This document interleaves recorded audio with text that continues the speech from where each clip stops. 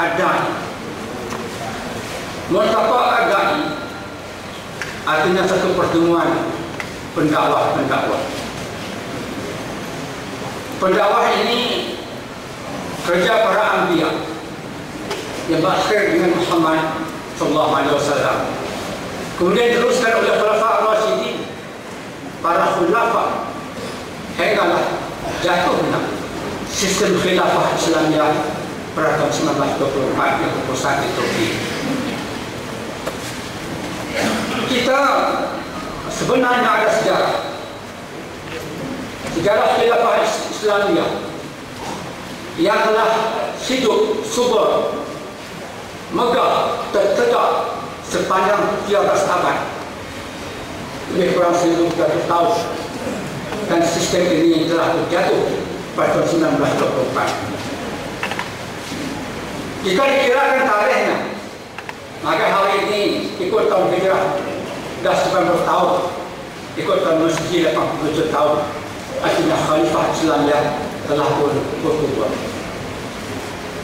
Pada tahun 1926, satu gerakan Islam diadakan di kota Kairo untuk mengembalikan khilafah Islamiyah, tetapi gagal. Maka sampai hari ini menjadi kenangan kita tentang khilafah Islamiyah. Multaqa Adai. Multaqa Adai untuk mengembalikan kehebatan sistem khilafah Islamiyah. Bagaimana maka ulama-ulama kita telah mendukung parti politik atas nama Parti Islam. Dengan ini bahawa Parti Islam Malaysia hari ini dikenali oleh ramai ia sebagai parti politik. Tetapi kita jangan lupa pada masa yang sama Parti Islam pasti adalah satu gerakan Islam. Gerakan Islam adalah satu gerakan rakyat secara jamaah dengan tujuan untuk mengambilkan syiadah Islamiyah, kepimpinan Islam, yaitu khilafah Islamiyah. Dengan sebab itu Multaqa Adai kita berada di antara PAS sebagai parti politik dan PAS sebagai gerakan Islam. Ini kita kena ingat, karena sebagai parti politik dia akan kemana? Dia akan kemana? Dan gerakan yang hidup lama memanjang adalah atas nama gerakan Islam. Dengan sebab itu, bagaimana kita nak menyimpangkan Multaqa Adai di antara keperluan parti politik dengan keperluan sebagai sebuah gerakan Islam. Dengan sebab ini Rasulullah SAW peringkat yang paling awal di Makkah Mukarramah ialah Rasulullah SAW menjuruskan kepada tarbiyah ruhiyah. Tarbiyah ruhiyah yaitu mendidik ruh. Kerana insan ini, manusia ini adalah turabiyah, haiwaniyah, akliyah, ruhiyah. Ini insan. Apa dia turabiyah? Apa dia turabiyah haiwaniyah? Yaitu kita ini dijadikan oleh Allah daripada unsur-unsur tanah yang mempunyai sifat kebinatangan. Kita makan, binatang makan. Kita beranak, binatang beranak. Kemudian akliyah, lebih kita dengan binatang sebab kita menggunakan akal. Diberikan akal fikiran, maka berbezalah makan kita dengan cara makan binatang. Berbezalah beranak kita dengan cara beranak binatang. Akliyah.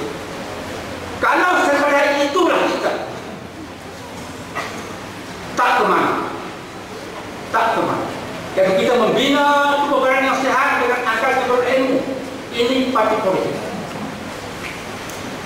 Ini parti politik. Sama dengan orang lain. Kita bersama dengan parti ruhiyah. Kita kena ada kerohanian. Ini gerakan Islam. Ini gerakan Islam. Turabiyah, haiwaniyah, akhlakiyah, maknanya ialah kita ni membina tubuh badan yang sihat, diisi dengan bina yang berilmu, dan bina yang berilmu tadi diarah oleh kerohanian yang terdidik dengan wahyu Allah Subhanahu Wa Taala. Dan kita nak ke situ. Arah tujuan kita nak ke situ. Kita ini makan makanan yang sihat. Tambah dengan ilmu dalam bentuk fikiran, maka kita bekerja sebagai seorang yang berprofesional. Dalam bentuk kita bekerja dalam pas sebagai seorang yang sehat dan seorang yang berprofesional. Tak cukup gerakan Islam, mestilah berprofesional ini diarah, dididik oleh wahyu Allah Subhanahu Wa Taala.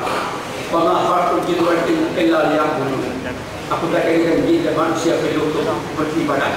Apa dia ubudiyah? Ubudiyah adalah la syarika. Jangan syirik sama ada dalam bentuk zahir dan batin.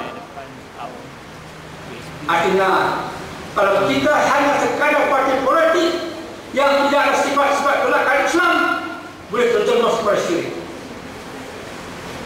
Karena demokrasi berasal persoalan majoriti, bergantung persoalan majoriti demokrasi. Tetapi gerakan Islam kebergantungannya kepada pertolongan daripada Allah dan janji-janji. Allah akan bunuh